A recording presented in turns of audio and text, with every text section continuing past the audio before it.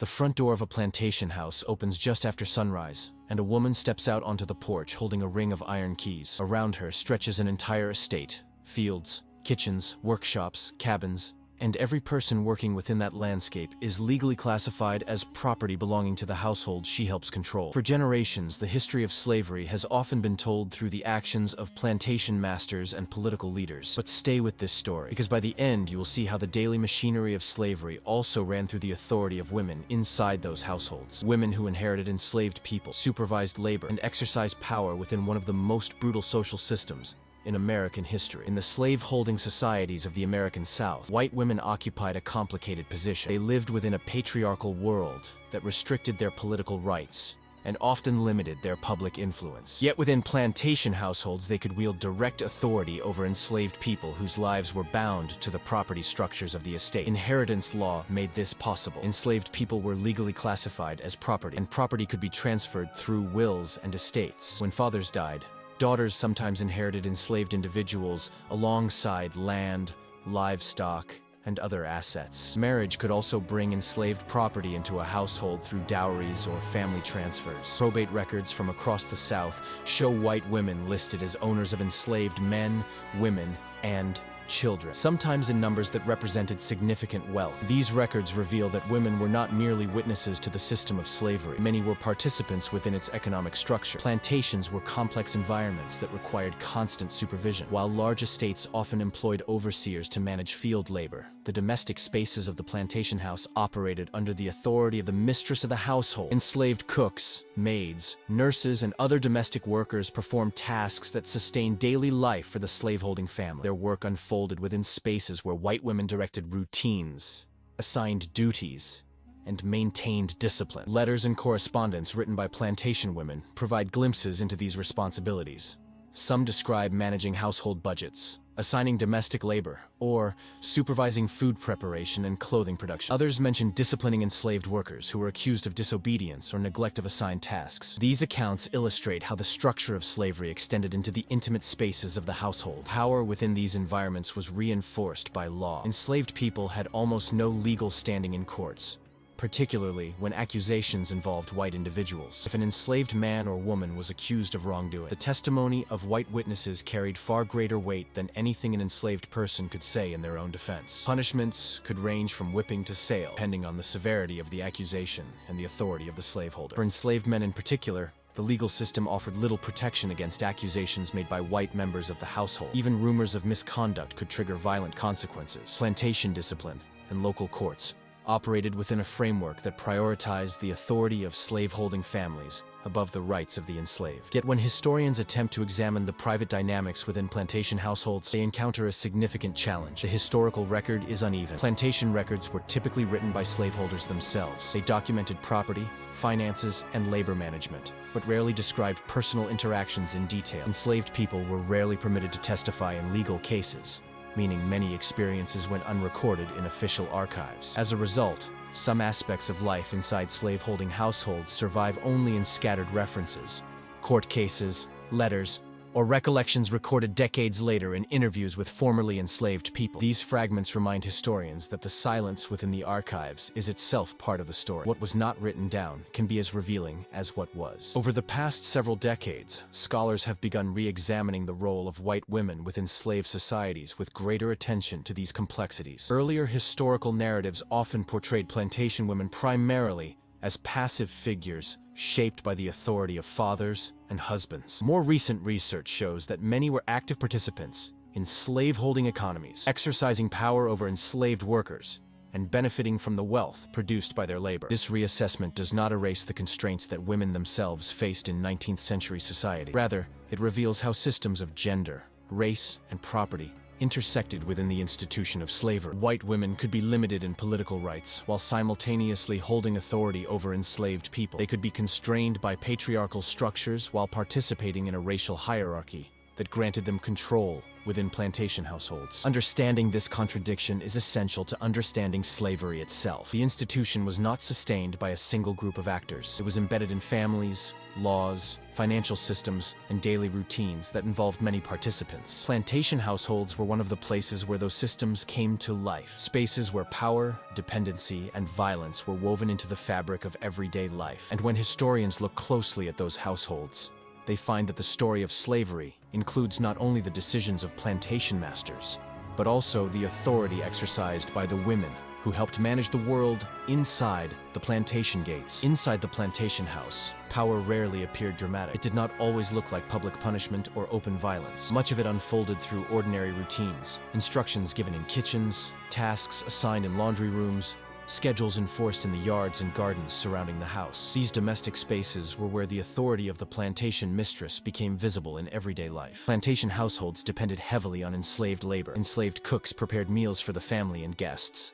Enslaved maids cleaned rooms, washed clothing, and maintained the interior of the house. Enslaved nurses cared for the children of slaveholding families. The daily functioning of the household rested on a network of labor that operated under constant supervision. In many cases, that supervision came from the white woman who presided over the household. Letters written by plantation women sometimes reveal the details of this authority. Some describe assigning tasks to domestic workers, or reprimanding individuals who failed to complete their duties. Others discuss the management of food supplies, textile production, or the maintenance of clothing and furnishings. All work carried out largely by enslaved laborers. The mistress of the household served as the immediate authority overseeing this domestic workforce. This authority could extend into discipline. While overseers commonly managed punishment in the fields, the domestic sphere often fell under the direction of the plantation mistress. Historical records include accounts of white women ordering punishments or reporting enslaved individuals to male relatives or overseers for disciplinary action. These moments remind historians that the plantation household was not separate from the larger system of control that governed plantation labor. Domestic spaces could also become places of tension. Enslaved workers who labored inside the household often had closer contact with the slaveholding family than those who worked in the fields. That proximity sometimes brought marginal advantages, slightly better clothing or food, occasional opportunities to gather information, but it also meant constant surveillance. Domestic workers moved through spaces where every action could be observed and judged. For enslaved men who worked in or around the household, the situation carried particular risks. The legal system of the time offered almost no protection if accusations arose within the plantation household. Courts generally prohibited enslaved people from testifying against white individuals. If a white member of the household accused an enslaved man of misconduct, the accusation itself could be enough to trigger punishment. Punishments varied depending on the circumstances and the authority of the slaveholder. Some individuals were whipped, others were sold away from the plantation entirely. Sale could serve as both punishment and profit, removing the accused individual while generating income for the owner. These legal realities created a climate of vulnerability that shaped interactions within the household. Enslaved men and women navigated daily life under the constant awareness that the word of a white household member carried immense power over their fate. Yet even within these conditions, enslaved communities developed ways of resisting and surviving. Workers sometimes slowed their pace, feigned illness, or subtly disrupted the routines imposed upon them. Communication networks between enslaved people allowed information to circulate across plantations and fields, creating small spaces of agency within a system designed to eliminate it. For historians, reconstructing these dynamics requires careful reading of fragmented evidence. Plantation letters, court records, and later testimonies from formerly enslaved people offer glimpses of how authority operated inside slaveholding homes. These sources reveal not only the violence of the system, but also the everyday routines through which that violence was maintained. The plantation household was not merely a domestic environment. It was a center of power within the broader structure of slavery, a place where control over labor, discipline, and daily life converged. And within those walls, the authority exercised by white women became one of the mechanisms through which the slave system sustained itself. The law that governed slave societies was written in ways that left enslaved people almost entirely exposed to the authority of those who owned them. Courts existed, legal codes existed, and local officials existed. But the protections those systems offered were designed primarily for the slaveholding population. Within that legal structure, enslaved men in particular occupied an extremely precarious position whenever conflict arose inside a plantation household. Under the laws of most slaveholding states, enslaved people could rarely testify against white individuals in court. This rule shaped nearly every legal interaction that involved slavery. If a dispute occurred between an enslaved person and a white member of the household, The legal system began from an assumption that the testimony of the white party carried authority while the enslaved person's voice held little or no weight. This imbalance meant that accusations could carry enormous consequences. When an enslaved man was accused of disobedience, theft, or any form of misconduct involving members of the slaveholding family, punishment could follow quickly. Some punishments were administered directly on the plantation, through whipping or other forms of physical discipline. Others involved removal from the household entirely. Sale to another plantation was often used as both punishment and economic transaction, severing the individual from family and community ties. In more severe cases, local courts became involved. Legal records from the 19th century include scattered examples of trials involving enslaved men accused of crimes against white individuals. In these cases, the imbalance of testimony remained central. Courts frequently accepted the statements of white accusers as sufficient evidence, while enslaved defendants often lacked the ability to present witnesses or challenge the accusations effectively. The consequences could be severe. Convictions could lead to imprisonment, forced sale, or execution, depending on the nature of the accusation and the laws of the state in which the case occurred. These legal realities shaped behavior within plantation communities. Enslaved men and women navigated daily interactions carefully, aware that even misunderstandings could escalate in ways they could not easily contest. The imbalance of power was not only social or economic, it was embedded directly in the legal system that governed slave societies. Historians examining these dynamics must work with evidence that is often incomplete. Official records were usually written by slaveholders, judges, or local officials, rather than by the enslaved individuals whose lives were affected. Plantation correspondence sometimes refers to conflicts or punishments, but the details are often brief or filtered through the perspective of the writer. Later testimonies from formerly enslaved people, recorded decades after emancipation, provide some of the most important insights into how these power structures were experienced from within. Taken together, these sources reveal a legal environment designed to reinforce the authority of slaveholding families. White women, like white men, operated within that system of protection. Their accusations or reports of misconduct carried the same legal weight as those made by male members of the household. The courts and local authorities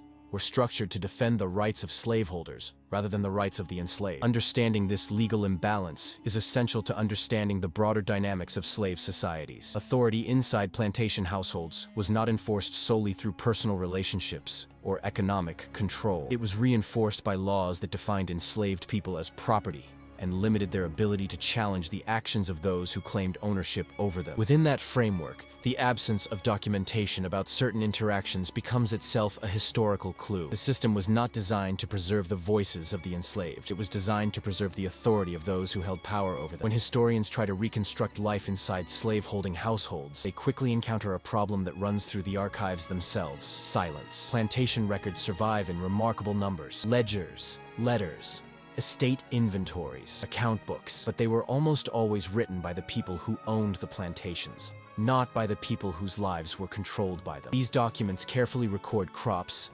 debts, land transfers, and property values. Yet the inner lives of enslaved people and many of the most personal interactions within plantation households appear only in fragments or not at all. The structure of slavery itself explains much of that silence. Enslaved people were rarely permitted to testify in court against white individuals. Laws in many slaveholding states prohibited their testimony altogether in cases involving white defendants. When conflicts occurred within plantation households, the written record that survived usually reflected the perspective of the slaveholding family, rather than the experiences of the enslaved. Private interactions, disputes, and abuses often left little trace in official documentation. Even plantation correspondence, letters written between members of slaveholding families, tended to focus on economic matters, family news, or agricultural management. Rarely did these letters describe the emotional or personal experiences of enslaved people in detail. When discipline or punishment appeared in these letters, it was often described briefly or indirectly as part of routine plantation management. As a result, historians often rely on scattered evidence rather than continuous documentation. Court records occasionally capture moments when plantation authority collided with the legal system, offering glimpses into conflicts that were serious enough to reach public attention. Newspaper accounts sometimes reported trials or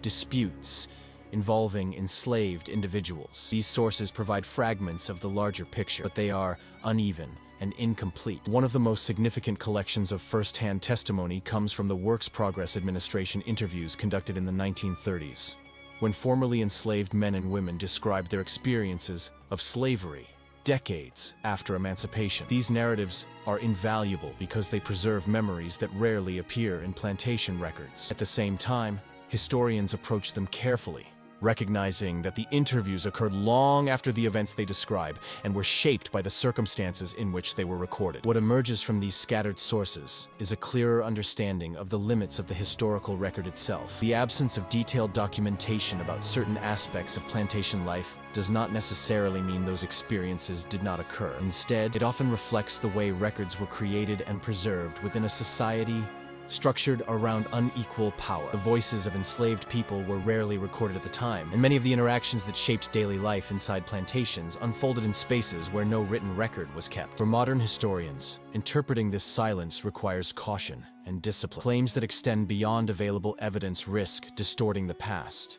Yet ignoring the gaps in the record can also obscure important truths about how slavery functioned within households and communities. Over time, scholarship has increasingly focused on reading the archives with greater sensitivity to what is present and what is missing. Estate records, plantation letters, court documents, and oral histories are examined together, allowing historians to piece together patterns of authority, resistance, and daily life that no single source can fully describe on its own. This evolving approach has reshaped how historians understand the role of white women within slave societies. Rather than treating them solely as passive figures within patriarchal families, researchers now examine how they participated in and benefited from the economic and social structures of slavery. Their authority within plantation households, their ownership of enslaved property, and their involvement in daily management all formed part of the broader system that sustained slavery across generations. In many ways, the gaps in the historical record are themselves evidence of how that system operated. The archives preserved the language of ownership, finance, and control. The experiences of the enslaved often survived only in fragments that later generations have struggled to recover. Understanding those silences is part of understanding the history itself. In the decades since the end of slavery, historians have continued returning to plantation archives with new questions about how the institution functioned and who sustained it. Early histories of slavery often focused primarily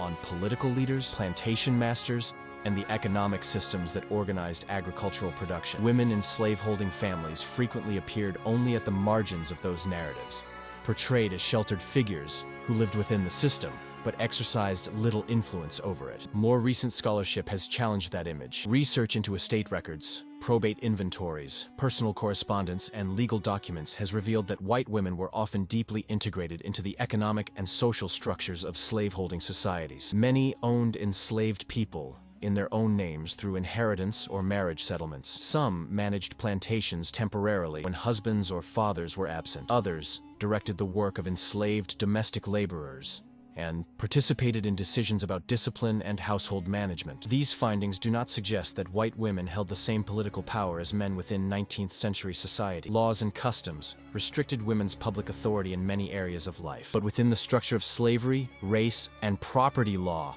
granted them forms of power that extended directly over the lives of enslaved people. This intersection of gender and racial hierarchy has become an important focus of modern historical analysis. Scholars examining plantation economies increasingly emphasize that slavery was sustained by a wide network of participants: families, courts, financial institutions, and communities that accepted the legal classification of human beings as property. Within that network, the authority exercised by white women inside households contributed to the daily operation of the system. At the same time, historians remain cautious about claims that extend beyond available evidence.